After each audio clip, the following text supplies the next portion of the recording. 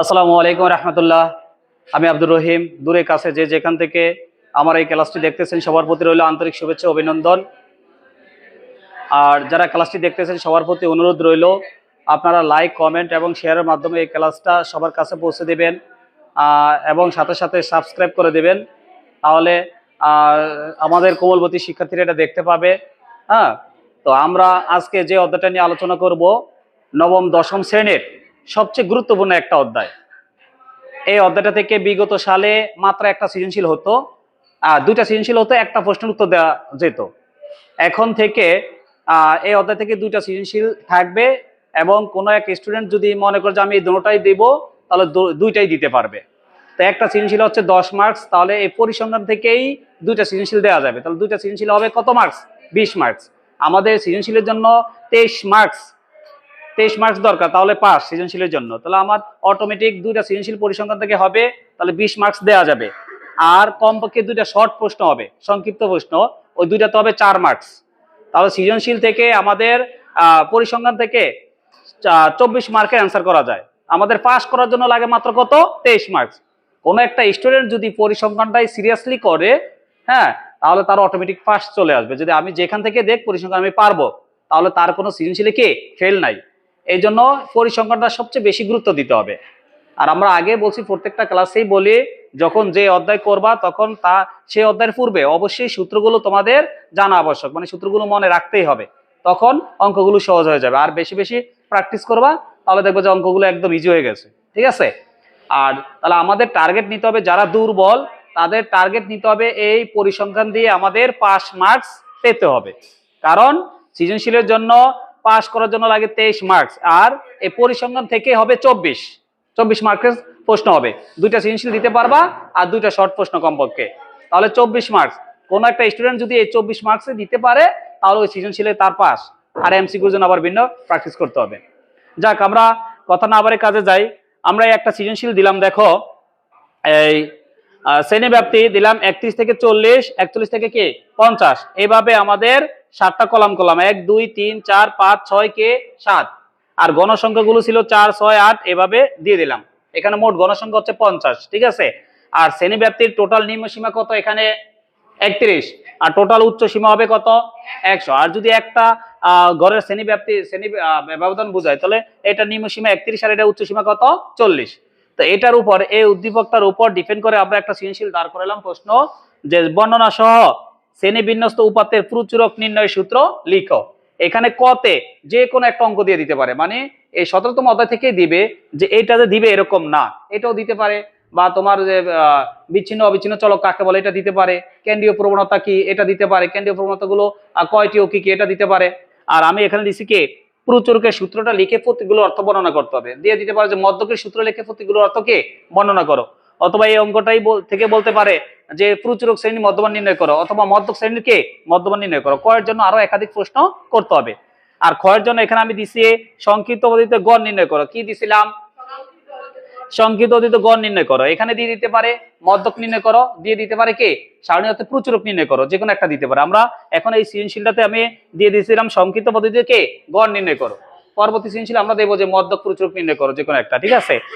আর গতে দিয়ে দিয়েছিলাম কি উপাত্তের অজীব রেখা অঙ্কন করো। উপাত্তের কে অজীব রেখা। এখানে অজীব রেখার পরিবর্তে আসতে পারে যে বহুভুজ নির্ণয় করো, আসতে পারে তোমার কে আয়তলেখ নির্ণয় করো। ঠিক আছে?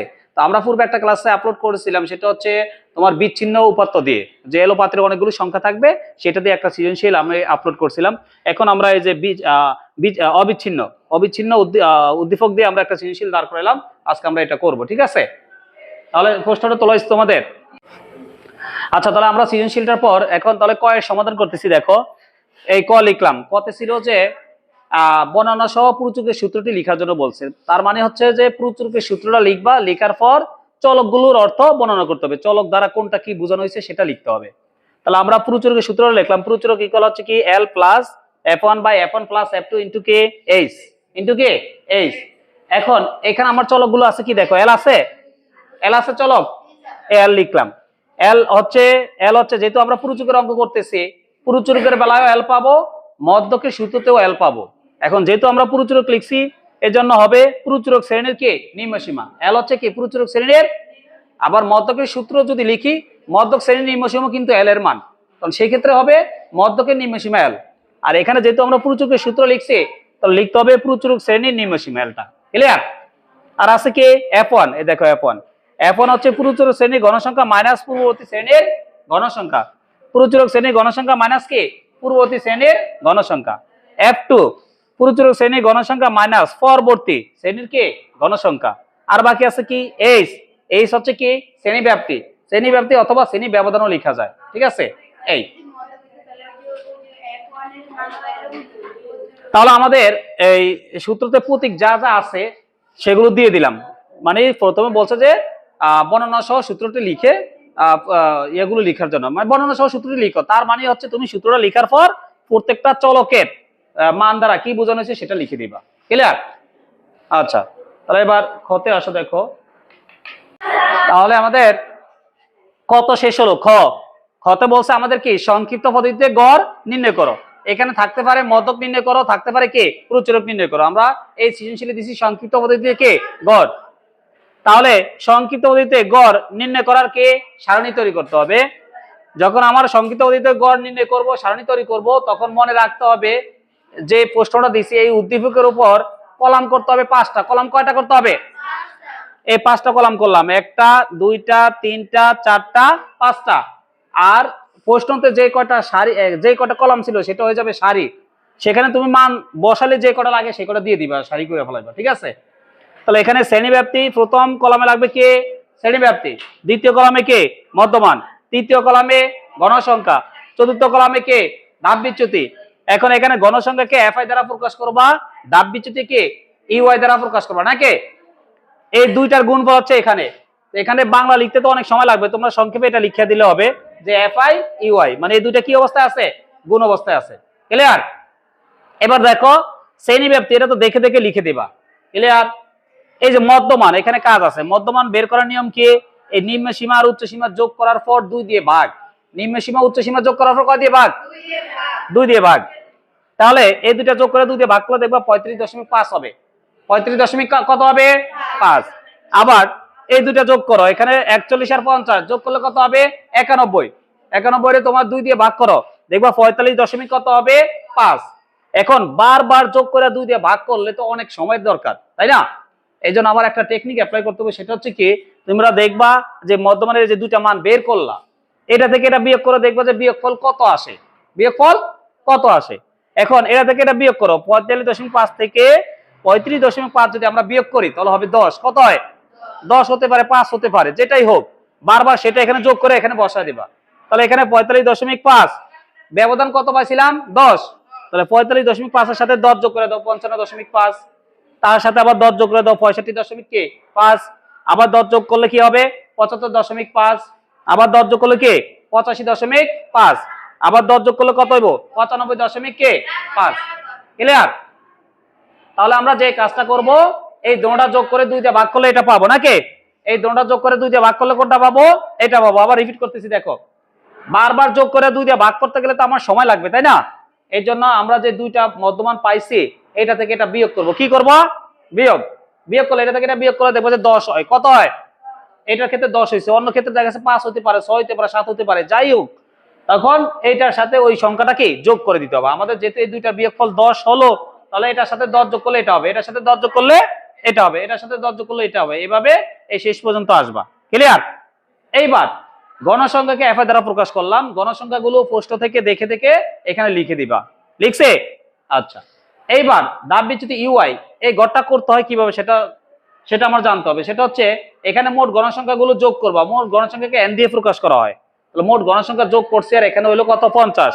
তাহলে এন ইকুয়াল কত হলো? 50। আমার ধাপ বিচ্যুতি যখন বের করব, এখানে মনে রাখবা মোট গণসংখ্যার অর্ধেক আগে বের করতে হবে। মোট গণসংখ্যার কতটুক? মোট গণসংখ্যা এখানে কত? 50। এখানে কত? 50। 50 এর অর্ধেক কত? 25। আমার দেখতে হবে এখান থেকে গুনে গুনে 25 কোন ঘরে পড়ে। 25 কোন ঘরে পড়ে? দেখো 4 আর 6 কত? 10। 10 আর 8 18। 18 আর 12, 18 12 হয় 30। তাহলে 25 তো এই ঘরের ভিতরে আছে, 25 সংখ্যাটা নাকি? 25তম পদটা এই ঘরে আছে। তাহলে এই ঘর বরাবর এখানে দিবা 0। এই ঘর বরাবর কি দিবা? 0। আর এটার বাম পাশে দিবা কি? এ, এর চিহ্ন দিয়া এ দিয়ে দিবা। ক্লিয়ার? একসাথে এই ঘর বরাবর এখানে দিবা 0, আর এই ঘর বরাবর এই বাম পাশে যে মধ্যমানের যে মানটা এখানে a দিয়ে দিবে। এটাই মূলত আনুমানিক গড়ের মান। এই মানটা কার মান? এই মানটাই হচ্ছে আনুমানিক গড়ের মান, আর আনুমানিক গড়কে a দিয়ে প্রকাশ করা হয়। ঠিক আছে, আমরা যখন এই যে সংক্ষিপ্ত পদ্ধতিতে সূত্রটা লিখবো, এখানে a আছে না, এটা হচ্ছে কি আনুমানিক গড়। এটা হচ্ছে মধ্যক শ্রেণী বরাবর যে মধ্যমানটা পাওয়া যায় সেটাই হচ্ছে কি আনুমানিক গড়। তাহলে একসাথে তুমি যে কাজটা করবে, এখানে 0 দিয়ে দিবা, এখানে বাম পাশে অ্যারো চিহ্ন দিয়ে a দিয়ে দাও। ঠিক আছে, এইবার উপর দিকে যেগুলো যাবা, এখানে -1 -2 -3 এভাবে লিখতে থাকবা। আরো ঘর থাকলে -4 হতো, আরো থাকলে কত হতো? -5। আর নিচের গুলো হবে কি প্লাস, নিচের গুলো কি হবে প্লাস। তাহলে +1 +2 +3, প্লাস চিহ্ন দেওয়া লাগে না, কোনো চিহ্ন না থাকলেই তো মানে সেটা প্লাস, এই জন্য আর প্লাস চিহ্ন ইউজ করা লাগবে না। 1 2 3 আরো ঘর থাকলে আমি সেভাবে চলমান থাকতাম আর কি। ঠিক আছে, এইবার FI আর UI এটা কি অবস্থায় আছে? তাহলে এই FI হচ্ছে এই মানগুলো, UI হচ্ছে কি এই মানগুলো। এই মানগুলোর সাথে এই মানগুলো গুণ করে আমরা এই ঘরে কি বসাবো। তাহলে গুণ করে নিয়ম, এখানে কোনো চিহ্ন না থাকলে কি আছে প্লাস, এই প্লাস আগে চিহ্ন চিহ্ন গুণ করবা, প্লাসে মাইনাসে মাইনাস, 3 4 কত 12, আবার এই প্লাসে মাইনাসে মাইনাস, 6 দুগুণে কত 12, এই প্লাসে মাইনাসে মাইনাস, 8 একে 8, আর 0 দিয়ে যে কোনো সংখ্যারে গুণ করো তাহলে কি হবে 0। তাহলে 12 দিয়ে 0 গুণ করলে হলো কি 0। অনেকে মিস্টেক করে 12 আর 0 গুণ করে 12 দেয়, এটা খেয়াল রাখবা, 0 এর সাথে যে কোনো সংখ্যা গুণ করে 0 হয়ে যাবে। ক্লিয়ার? 9 একে 9, 7 দুগুণে 14, আর 3 4 12। ক্লিয়ার? এখন আমাদের সূত্রতে দেখো সামেশন FI UI আছে, কি আছে? সামেশন মানে কি FI UI এর সবগুলোর যোগফল হচ্ছে সামেশন। সামেশন মানে কি যোগফল। সামেশন মানে কি কোনগুলোর যোগফল? এই যে FI UI এর যে মানগুলো পাইছো সেগুলোর যোগফল।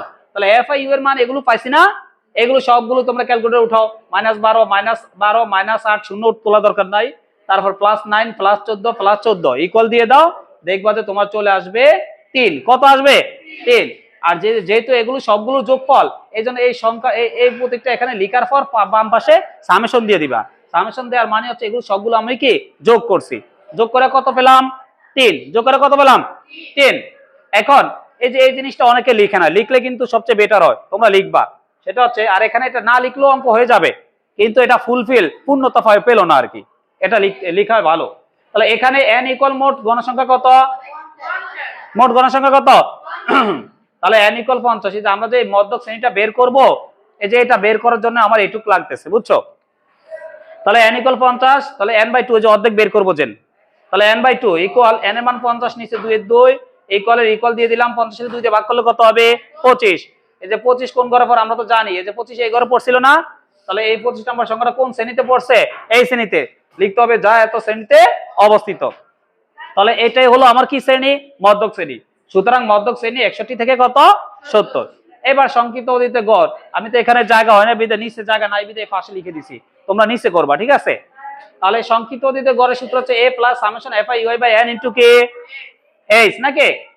তাহলে এখানে আমার যে প্রতীকগুলো লাগতেছে, এখানে তুমি একটা অবলিক দাগ দিয়ে এখানে লেখা এই প্রতীকগুলো আগে লিখে দিবা। এ আছে, এ তুলছি, তারপর আছে কি summation FI UI, summation FI UI তুললাম, তারপর আছে কি n তুললাম, তারপর আছে কি h তুললাম। এবার এখান থেকে শখ থেকে আমি মানগুলো বসাবো। এটা হচ্ছে কি আনুমানিক গড়, অথবা মনে রাখবা মধ্যক শ্রেণীর মধ্যমান। মধ্যক শ্রেণীর কে? তাহলে আমি মধ্যক শ্রেণী বের করছি 61 থেকে 70। এই মধ্যক শ্রেণী কোনটা বের করছিলাম? এই যে এটা না।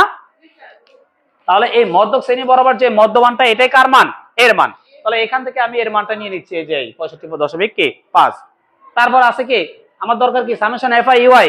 এখানে দেখো সামেশন FI UI এর মান কত 3, এই দিয়ে দিলাম 3। ক্লিয়ার? তারপর আমার দরকার কি n কোনটা? এই যে দেখো এই সব থেকে নিয়ে নিবা সব। n এর মান কত?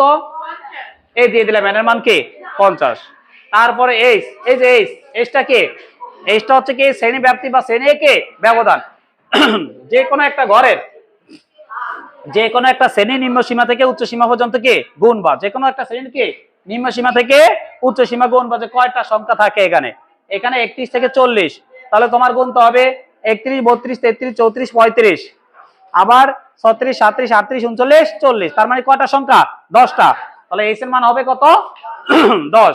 আর আরেকটা টেকনিক মনে রাখতে পারো, h টা কিভাবে বের করে। h টা মূলত হচ্ছে আবার পরিসরও বলা যায়। কি বলা যায়? পরিসর। পরিসরের সূত্র কি? সর্বোচ্চ মান মাইনাস সর্বনিম্ন মান যোগ কে 1, সর্বোচ্চ মান মাইনাস সর্বনিম্ন মান যোগ কে। এখন যদি আমি এই সর্বোচ্চ মানে 40 থেকে 31 বিয়োগ করি তাহলে কত হয় 9, 9 না, আর যোগ করতে হবে কত 1, তাহলে 9 এর 1 যোগ করলে কত হয় 10। তার মানে শ্রেণী ব্যাপ্তিটাই হচ্ছে আমাদের পরিসর, শ্রেণী ব্যাপ্তিটা কি পরিসর, পরিসর যা শ্রেণী ব্যাপ্তিটা কি তাই হবে। ঠিক আছে, তাহলে এর মান কত পাইলাম 10। এবার এই গড়ের সূত্রটা আমি লিখলাম, তাহলে সূত্রটা অবশ্যই মুখস্থ রাখতে হবে, সূত্র ভুল হলে তো অঙ্কটাই ভুল হয়ে গেল নাকি, এজন্য সূত্রটা যাতে ভুল না হয় সেদিকে খেয়াল রাখতে হবে। তাহলে আমি এই সূত্রটা লিখলাম, এবার দেখে দেখে মানগুলো বসাও। এর মান কত 65 কে এই তুললাম, এ প্লাস এর plus summation F I U এর মান কত 3 এই তুললাম 3, এন এর মান কত 50 তুললাম 50, গুণ এইচ এর মান কত 10 এই 10, এটা যা আছে তা প্লাস এর প্লাস। অনেকে এটা কাজ করে যে 3 আর 10 এ গুণ করে আমরা 30 দিয়ে দেই, কিন্তু যখন আমরা ওই যে 5 অথবা 6 ছিল, এখন ওই যে বদমাশ শিখতে হয় যে কার আগে কে, মানে আগে গুণের কাজ করব না ভাগের কাজ করব না যোগের কাজ করব না বিয়োগের কাজ করব, সেটা 6 এর ইয়েতে দেওয়া আছে যে বদমাশ একটা টপিক আছে, ওইটা দিয়ে বের করা যায়, মনে রাখা যায় আর কি। তো এখানে আছে 3/50 রেখে 3 রে 50 দিয়ে ভাগ, আর এই ভাগফলটাকে আবার 10 দিয়ে কি গুণ। তো সেইখানে ভাগের কাজটা হচ্ছে কি আগে, ভাগের কাজ কি আগে, এজন্য আমরা ভাগের কাজটা আগে করে নিব। 3 রে 50 দিয়ে ভাগ করলে হবে 0.06, তারপরে গুণের গুণ এই 10 এর 10, এটা যা আছে তাই প্লাস এর প্লাস, এটা দিয়ে 10 এর গুণ করলে হবে কি 0.6। এবার 65.5 এর সাথে 0.6 যোগ করে দাও, দেখবা যে 66 পয়েন্ট কত হবে 1, তাহলে নির্ণয় গড় 66 পয়েন্ট কে 1। তাহলে আমাদের হয়ে গেল। এটার অথবা থাকবে কি মধ্যক অথবা কি ফুরুচরক, এই তিনটার একটা আসবেই। কি বলছে বুঝছো, ক্ষতের সংকৃত গড় অথবা মধ্যক অথবা ফুরুচরক, এই তিনটা অঙ্কের একটা অঙ্ক আসবেই। তো আমরা আজকে এই ক্ষতে সংকৃত গড় করালাম, পরে সৃজনশীল আমরা অন্য একটা টপিক নিয়ে আলোচনা করব। তো এখন তো আমরা ১৭তম অধ্যায়ের সৃজনশীলের ক আর খ দেখালাম নাকি, এখন আমরা গতে যাব। গতে ছিল কি আমাদের প্রশ্নটা অজীব রেখা নির্ণয় করো নাকি, সারণী থেকে অজীব রেখা নির্ণয় করো। তাহলে আমাদের আগে গ লিখতে হবে, অজীব রেখা নির্ণয় করার কি সারণী। তাহলে আমাদের কলাম লাগবে 4টা, কলাম কয়টা লাগবে, এই 4টা কলাম করে নিবা।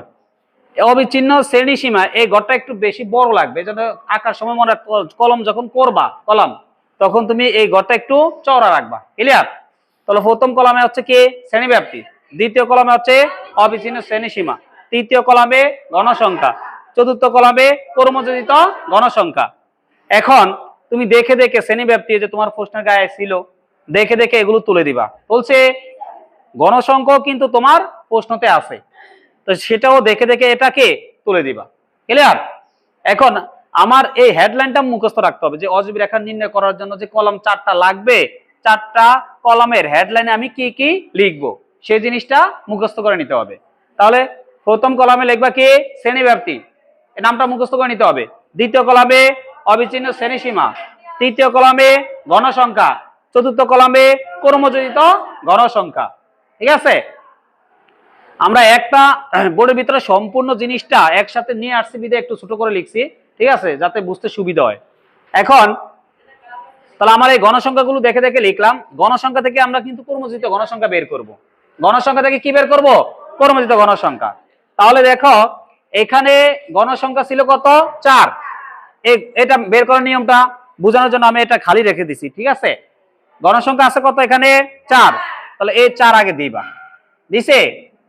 এবার এটা যোগ করে এখানে বসা দিবা, তাহলে 4 আর 6 যোগ করলে কত হয়, এই দিয়ে দিবে 10, 10 আর 8 কত 18, 18 আর 12 কত, কত হবে 18 12, 18 আর 12 হচ্ছে 30, এই দিয়ে দিবা 30। তাহলে এটা একটু কম, আর 30 আর 9 কত 39, 39 আর 7 46, 46 আর 4 50। তার মানে এটা দুইটা আইটেমে করা যায়। একটা সিস্টেম হচ্ছে যে এই 4 এর তো 4 লিখলাই, এইটা আর এটা যোগ করে এখানে বসা দিবা, 4 আর 6 কত 10, আর 10 আর 8 যোগ করে এখানে বসা দিবা, 10 আর 8 18, 18 আর 12 এইটা আর এটা যোগ করে এখানে বসা দিবা 30, 30 আর 9 এটা যোগ করে এখানে বসা দিবা 39, এই 39 আর এটা যোগ করে এখানে বসা দিবা কত 46, এই 46 আর 4 যোগ করলে 50 হয়, এখানে বসা দিবা, ক্লিয়ার। আর আরেকটা সিস্টেম হচ্ছে, এটা তো সহজ টেকনিকটা দেখাইলাম, আরেকটা হচ্ছে এই 4 এর 4 লিখবা, এই 2টা যোগ করে এখানে বসাইবা, তাহলে 4 আর 6 কত 10। আবার এই 3টা যোগ করে এখানে বসাইবা, আবার এই 4টা যোগ করে এখানে বসাইবা। তাহলে কোনটা সহজ হয়, আগের সিস্টেমটা নাকি পরেরটা? তাহলে এই জন্য আমরা আগেরটাই দেখাইছি, প্রথমে 4 এর 4 বসাইবা, এটা যোগ করে এখানে বসাইবা, এটা যোগ করে এখানে বসাইবা। তার মানে এই 2টা যোগ করে এখানে আছে, আর এই তৃতীয়টা এখানে যোগ করে বসাই দিলাম। ক্লিয়ার?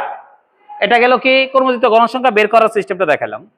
এবার অবিচ্ছিন্ন শ্রেণীসীমা কিভাবে করবা, এটা 2 ভাবে করা যায়। তাও আমরা একটা সহজ টেকনিকটাই মনে রাখি। এই যে এখানে যে সংখ্যাটা নিম্ন সীমা থাকবে, সেটা থেকে 0.5 বিয়োগ করে দিবা। 0.5 কি করবা? তো 0.5 বিয়োগ করলে কত হয় বলতে পারো? 31 থেকে 0.5 বিয়োগ করলে দেখবা ক্যালকুলেটরে 30.5 হবে। কত হবে? আর এই ব্যবধান সীমা দিলাম, হাইফেন দিলাম। যে 0.5টা আমরা কি বিয়োগ করছি, সেই 0.5টা এটার সাথে যোগ করে দিবা। তাহলে 40 এর সাথে 0.5 যোগ করলে কি হবে? 40.5। এ হয়ে গেল 40.5। ক্লিয়ার? এখন তোমরা একটা টেকনিক কাজ খাটাইবে, দেখো এই যে তোমার হাইফেনটা আগে দিয়ে নিবা, দিয়ে নিলাম, দেখো তাহলে দ্রুত হয়ে যাব। আমি এখান থেকে পেলাম 40 ছিল শেষে, লিখছি কত? 40.5 লিখছি না? তাহলে এখানে যেহেতু শেষে কত আছে, তাহলে এখানে 50.5 লিখে দাও। হ্যাঁ, এখানে হবে কি 60.5, এখানে 70.5, যেহেতু 70 ছিল, এখানে 80, তাহলে 80.5, এখানে 90 ছিল 90.5, এখানে 100 আছে, তাহলে 100.5। ক্লিয়ার? তাহলে এটা সরাসরি যেহেতু উচ্চ সীমা 40 ছিল, এখানে 40.5 হলো, তাহলে এগুলো 50 আছে বিধে এখানে 50 কি হবে 5, 60 আছে বিধায় 60.5। এইভাবে আমরা এটা লিখবো। এবার যে কাজটা করব, আমরা তো জানি নিম্ন সীমা থেকে 0.5 কি করতে হয়, বিয়োগ করতে হয়। এখন বারবার যদি আবার এখানে নিম্ন সীমা কত আছে, নিম্ন সীমা আছে কত 41, 41 থেকে যদি আমরা 0.5 বিয়োগ করি, তাহলে 40 কি হয় 5 হয় না? এটা বারবার যদি তুমি 0.5 বিয়োগ করতে যাও ক্যালকুলেটরে, তাহলে তো অনেক সময়ের ব্যাপার। এই জন্য যাতে সময়টা নষ্ট না হয়, টেকনিকটা কাজে খাটাইতে হবে। টেকনিকটা কি? এখানে যে উচ্চ সীমা থাকবে, প্রথম শ্রেণীর যেটা উচ্চ সীমা হবে, সেটাই হবে দ্বিতীয় শ্রেণীর নিম্ন সীমা। দ্বিতীয় শ্রেণীর কি নিম্ন সীমা।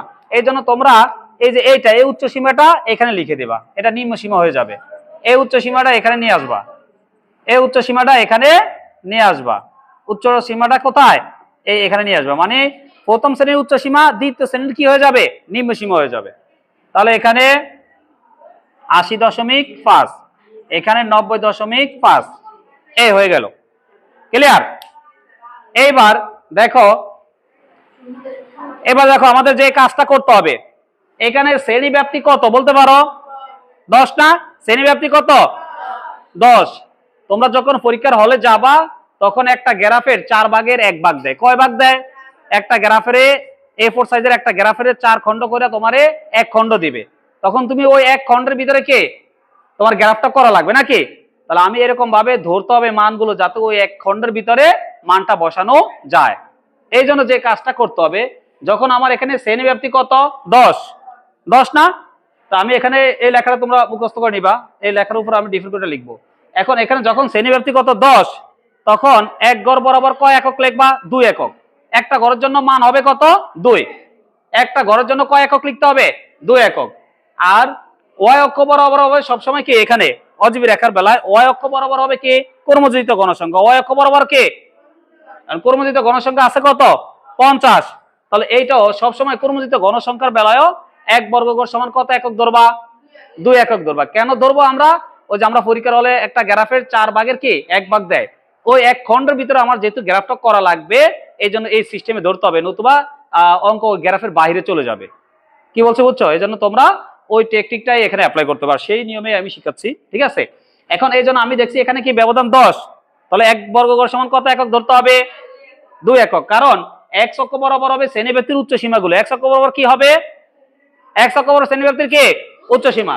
তাহলে এখানে এই যে শ্রেণীব্যাপ্তির উচ্চ সীমা কত 40, এখানে কত, এখানে কত? তো x অক্ষ বরাবর হবে 40, 50, 60, 70 এগুলো। তাহলে ব্যবধান কত 10। এই জন্য যে কাজটা করতে হবে, আমার x অক্ষ বরাবর 1 বর্গগড় সমান ধরতে হবে কি 2। আর যদি 5 হয়, তাহলে 1 বর্গগড় সমান 1 একক ধরবা। ক্লিয়ার? আমাদের এখানে এই অঙ্কটা আছে 10, শ্রেণীব্যাপ্তি 10, এজন্য আমরা 1 বর্গগড় সমান 2 একক ধরবো। আর কর্মজিত গণসংখ্যার বেলায় সবসময় 1 বর্গগড় সমান 2 একক ধরবাই বাধ্যতামূলক। ক্লিয়ার? তখনই তোমরা যে ছোট গ্রাফটা দেবে পরীক্ষার হলে, ওই ছোট গ্রাফটার ভিতরে তোমরা করতে পারবা।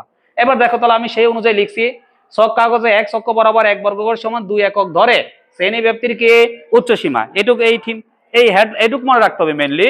এই যে কি বসবে, শ্রেণী ব্যাপ্তির কি উচ্চ সীমা, শ্রেণী ব্যাপ্তির কি এটা হচ্ছে x অক্ষ বরাবর, আর y অক্ষ বরাবর কি হবে, এই যে কর্মযোজিত y অক্ষ বরাবর এই কর্মযোজিত কে গণসংখ্যা। তাহলে তোমার মনে রাখতে হবে যখন আমরা অজীব রেখা অঙ্কন করব তখন x অক্ষ বরাবর হবে শ্রেণীব্যাপ্তির কে উচ্চ সীমা, এই থিমসটা আমার মনে রাখতে হবে।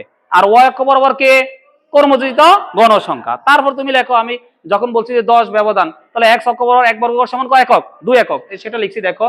ছক কাগজে x অক্ষ বরাবর এক বর্গগড় সমান 2 একক ধরে শ্রেণীব্যাপ্তির কে উচ্চ সীমা, এবং y অক্ষ বরাবর এক বর্গগড় সমান 2 একক ধরে কর্মযোজিত গণসংখ্যার মান বসিয়ে অজীব রেখা অঙ্কন করা হলো। ক্লিয়ার? এইবার যখন আমরা গ্রাফ আঁকবো তখন আমার এই যে এখানে উচ্চ সীমা কত আছে, প্রথম শ্রেণীর উচ্চ সীমা কত 40, তারপরে কত, তারপরে কত, এখানে 10 10 ডিফারেন্স না। যখন আমরা অজীব রেখা নির্ণয় করব তখন এর আগের একটা বিন্দু দরকার আমার। তাহলে এখানে যদি 10 10 করে বাড়ছিল তাহলে তার আগের বিন্দুটা 10 কমবে, তাহলে এটা যদি 40 হয়ে থাকে তার আগের বিন্দুটা হবে কত 30। এই জন্য মূল বিন্দু থেকে 30 পর্যন্ত ভাঙ্গা চিহ্ন ব্যবহার করতে হবে। কি চিহ্ন, সেটা এখানে লিখবা। তাহলে মূল বিন্দু হতে 30 পর্যন্ত কে, এখানে জায়গা নাই বিদায় আমি লিখি নাই, তোমরা লিখে নাও, মূল বিন্দু হতে 30 পর্যন্ত ভাঙ্গা চিহ্ন ব্যবহার করা হলো, ভাঙ্গা চিহ্ন ব্যবহার করা হলো। এবার দেখো এই লেখার উপর ডিপেন্ড করে আমরা যে গ্রাফটা আঁকবো, আমরা এখানে আগে নরমালি বোর্ডে দেখাচ্ছি, তারপর আমরা গ্রাফে দেখাবো, ঠিক আছে? আগে বোর্ডে দেখো।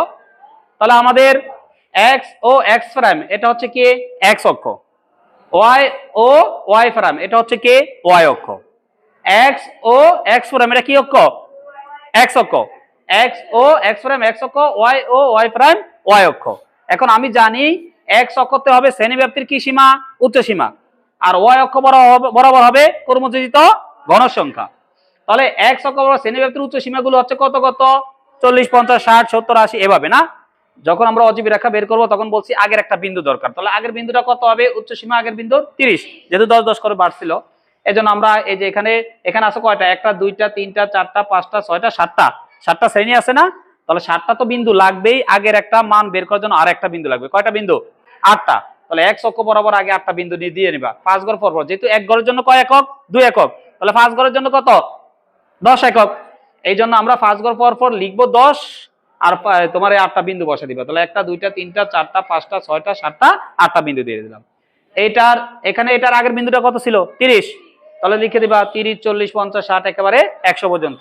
এই যে এখানে আছে না 100 পর্যন্ত, তাহলে এটার আগের বিন্দুটা 30, এই জন্য 30 থেকে 100 পর্যন্ত দিয়ে দিবা বিন্দু 8টায়। ক্লিয়ার?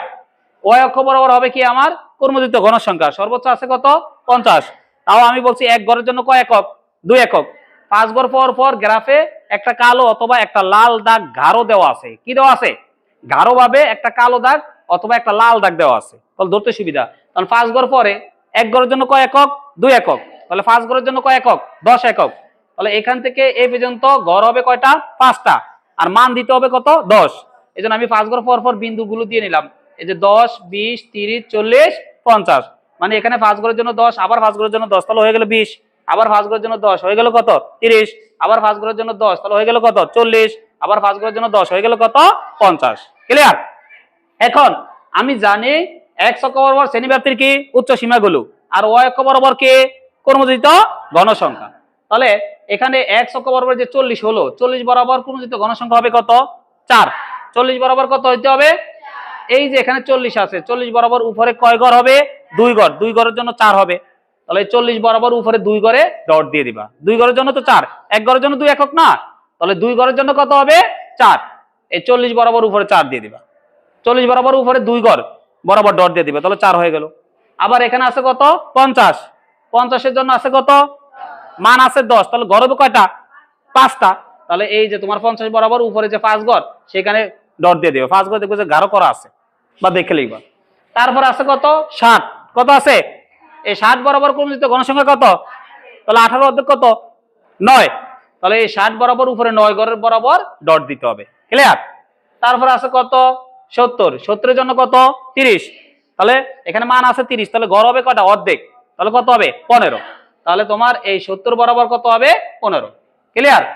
তারপরে আছে কত 80, 80 বরাবর কত 39, 80 বরাবর কত আছে ক্রমজিত গণসংখ্যা। এখন 39-এর অর্ধেক কত, 39-এর অর্ধেক হচ্ছে, তুমি ক্যালকুলেটর ইউজ করো দেখো 19.5 হবে, 19 দুগুণে 38 আরো 1, তাহলে 19.5 হবে। তাহলে তোমার এই যে 80 বরাবর, এটা 80 বরাবর না, তাহলে এটা 80 বরাবর উপর দিকে 19 আর 20-এর ঘরে যে মাঝের ঘরটা আছে সেটার মাঝ বরাবর ডট দিবা, মাঝ বরাবর কি দিতে হবে, ডট দিতে হবে।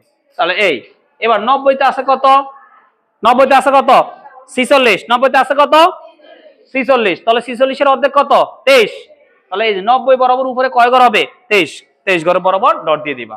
তারপরে 100, 100-এর জন্য আছে কত কত 50, 50 তো হচ্ছে মান, তাহলে ঘর লাগবে কয়টা অর্ধেক 25, তাহলে 100 বরাবর উপরে 25, এই 25 হবে মানে 50 মান, বাস এখানে ডট দিয়ে দিলাম।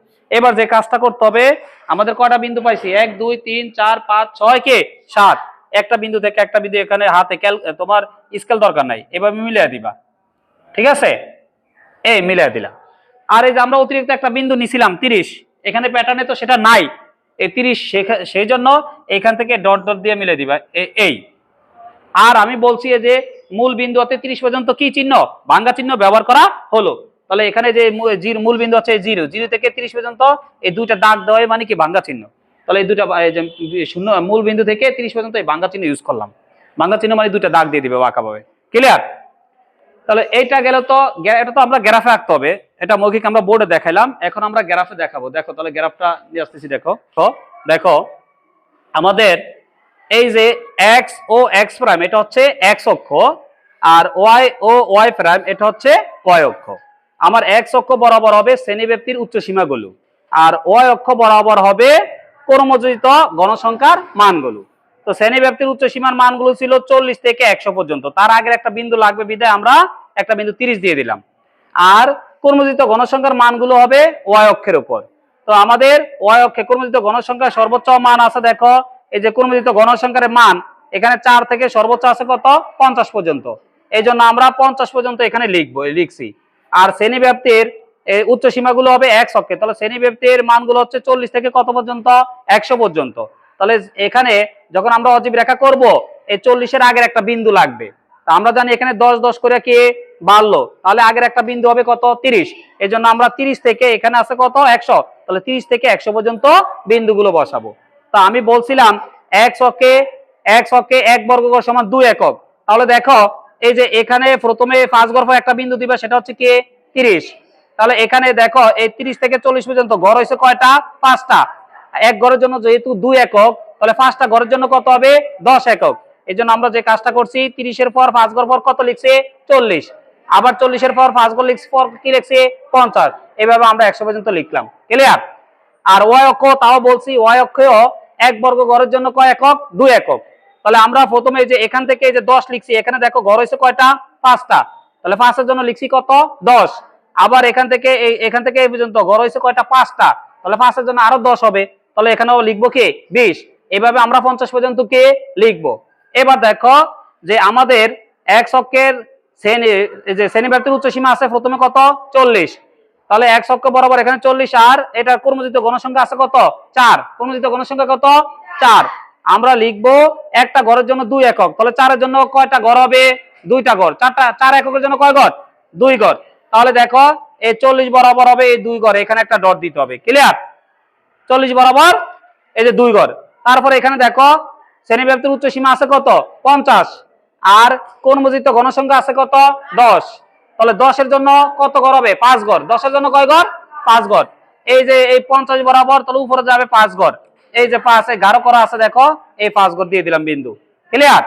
তারপরে আমাদের শ্রেণীব্যাপ্তির উচ্চ সীমা আছে কত 60, ক্রমযোজিত গণসংখ্যা আছে কত 60 বরাবর 18, তাহলে 18-এর অর্ধেক হবে কত 9, যেহেতু এক গড়ের জন্য 2 একক, তাহলে 18 বরাবর উপরে হবে কত তোমার এই 60 বরাবর 9, তাহলে এই 60 বরাবর 9 গড়, দেখো এই 5 গড় এই 6 7 8 এই 9, এখানে একটা বিন্দু হবে, ক্লিয়ার।